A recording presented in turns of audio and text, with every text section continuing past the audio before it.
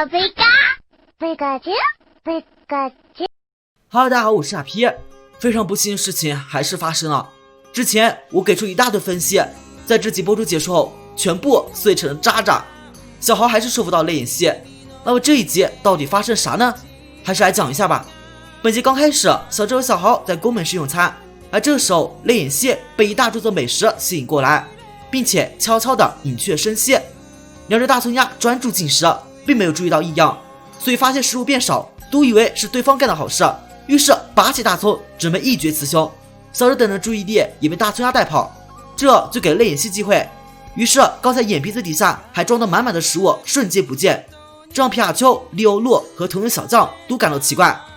所有小豪更是发现一块炸鸡凭空飞了起来，并且在空中消失。大白天莫非是见鬼了？小豪凑过去仔细观察一番，泪眼溪不知道怎么的就解除了保护色，这让双方都吓了一大跳。眼看自己被包围，泪眼溪立刻开始嚎啕大哭起来。泪眼溪的眼泪中含有大量的催泪成分，所以这让众人和宝梦都跟着哭了起来。泪眼溪趁着机会就逃跑了。纵观前面几集的经验，既然是主角范的宝梦肯定是跑不了的。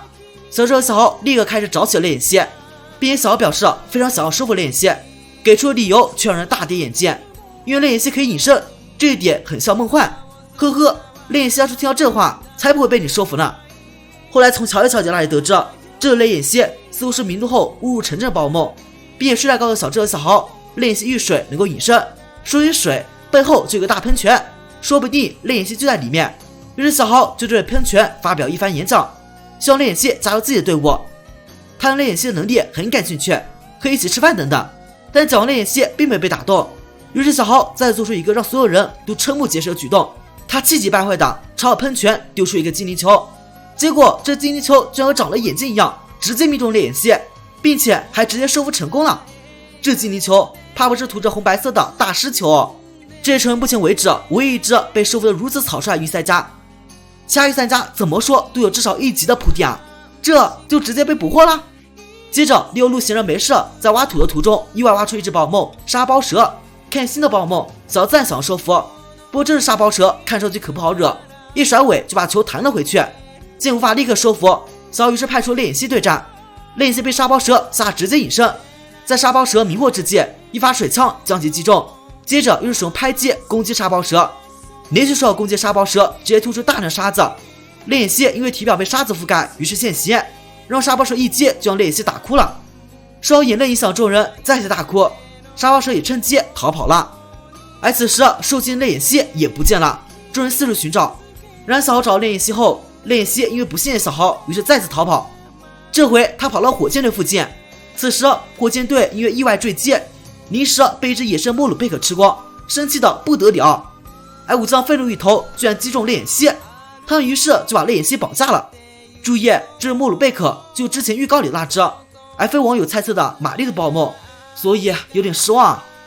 火箭队拿泪眼溪作为条件要夺取皮卡丘，小智等人暂时不肯当，双方立刻开打。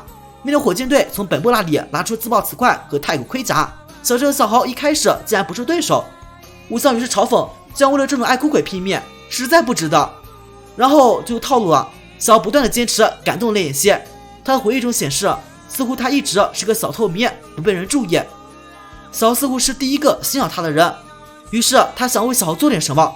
于是泪眼溪直接睁开铁笼，进入了隐身状态。虽然很快被太古盔甲发现，但泪眼溪再次使出哭泣，火箭队于是也跟着嚎啕大哭。而小智等人这次因为带上护步剑，没有受到影响，于是火箭队就这样被打飞了。事后小豪向泪眼溪道歉，说这件事情让他学到很多，为了保护同伴要一直注意周围的情况，并且表示不会再强迫他对战了。这让泪眼溪非常感动，再一次想哭了。这个让小豪惊慌起来，毕竟这个眼泪厉害，他们尝试过好多次啊。这集就这样结束了，你们说会不会有可能日后小豪会和小智交换呢？我是卡皮，咱们下期见。